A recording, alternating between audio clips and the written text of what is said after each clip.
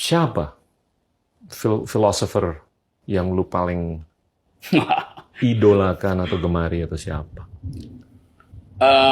Kalau banyak orang kan Plato karena dia yang menciptakan republik yang nyambung ke proses demokratisasi di banyak negara.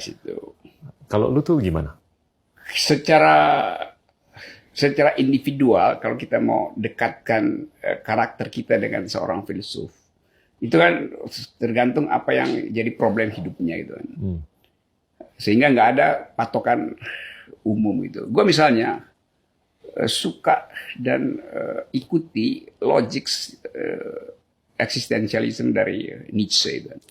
Karena dia mampu untuk nerobos persembunyian etik yang palsu pada zaman itu, Christianity yang dianggap super segala macam itu, dengan mengucapkan bahwa the will to power, bahwa segala sesuatu akan kembali secara eternal. Kan itu merangsang kita untuk berpikir tentang bagaimana cara dia melihat keadaan sehingga dia menimbulkan filsafat eksistensial itu. Itu bagian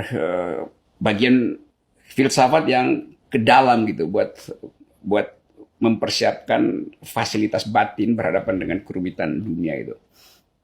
Dan saya kira tuh tahun-tahun 60-an semua orang itu gandrung dengan eksistensialisme kan. Dia mempengaruhi Beatles, lagu-lagu Beatles.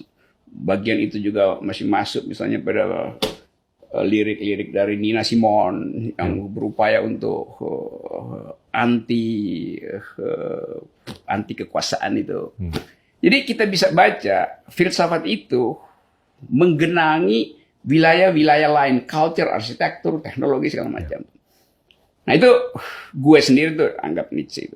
Tapi kalau soal politik ya Nietzsche tidak bicara itu. Gue mesti cari misalnya filsuf Amerika John Rawls misalnya tuh. Yang berupaya mendamaikan, lo di Harvard pasti karena dia profesor di situ, melihat problem justice itu dengan mencoba mendamaikan antara liberal yang klasik dengan solidaritas manusia itu, sehingga di dalam film West Wing ada caption kalau dia macet perdebatan, call John Rawls. Kan orang, siapa tuh John Rawls? Cuman kita yang belajar begitu aja. Mestinya kan orang juga tahu kan. Dan dianggap John Rawls apa supirnya si presiden. John Rawls sudah dianggap tahu banyak hal sehingga call John Rawls. Karena enak itu disebut. Call Cokroaminoto. Wah, itu. Call Gita Irawan. Kan begitu kan yang kita inginkan. Nah sekarang banyak filsuf baru yang lebih nyeleneh kayak Slavoj Zizek. Itu perkembangan aja dari pikiran-pikiran klasik Eropa tadi itu. Yang lo sebut dengan bagus tadi. Dia dibenamkan dalam institusi sehingga nggak hilang itu. Pikiran itu. Walaupun pernah gereja satu masa itu memberangus pengetahuan. Dan pengetahuan itu disimpan di dalam museum-museum gereja Katolik. Nah dalam kaitan itu gue mau sebut satu filsuf namanya Umberto Eco tuh. Umberto Eco itu dia nulis satu buku novel judulnya The Name of the Rose itu, Name of the Rose itu. Yang kemudian jadi film tuh, Name of the Rose. Jadi dia gambarkan bahwa pengetahuan itu disembunyikan di dalam perpustakaan yang hanya boleh diakses oleh elite pada waktu itu gereja Katolik. Sehingga mereka yang masuk ke situ kalau nggak diizinkan elite pasti mati itu, dianggap ini kutukan Tuhan. Padahal sebetulnya si penguasa pada waktu itu gereja, buku itu ditaruh racun di ujung halamannya. Kan kita biasa baca buku gini kan pakai lidah kan buat buka. Nah jadi ketahuan yang mati itu sebenarnya karena racun. Karena dia nggak tahu itu ada racun. Kalau yang udah ngerti dia nggak akan pakai lidah tuh. Jadi suatu waktu peristiwa ada orang yang mati meninggal lalu dianggap ini karena melanggar aturan Tuhan. Padahal itu adalah kerjaan kriminal mereka yang hendak menghalangi ilmu pengetahuan. Wow. Nah, kayak begituan kan cerita itu aja kan bisa menimbulkan alam pikiran baru pada ilmu pengetahuan kita. Pernah ilmu pengetahuan dihalangi hanya oleh arogansi agama itu kan. Itu kan dalilnya.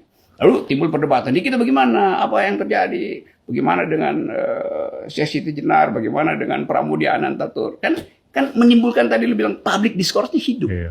Jadi kalau buat disingkat ya kira-kira gua hubungkan antara Nietzsche tadi, John Rawls, Umberto Eco, ya yang lain-lain boleh. Tapi kalau mau belajar, ini buat yang anak-anak milenial yang nonton.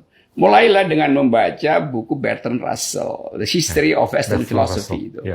Itu buku itu tuh tebal sih, kira 1.200 halaman. Tapi kalau kita pelan-pelan itu sejarah history of intellectual. Jadi kita bisa baca dari zaman Plato sampai abad modern. Misalnya buku itu selalu ada di kamar baca dan kamar tidurnya Bill Clinton dulu tuh. Dia selalu balik ke situ. Jadi semua filsuf dibikin pendek-pendek, tapi historinya dapat. Jadi itu kayak baca cergam aja tuh. Ya sedikit lebih susah dari baca Sinchan lah, tapi oke, kalau dipaksain masih salah.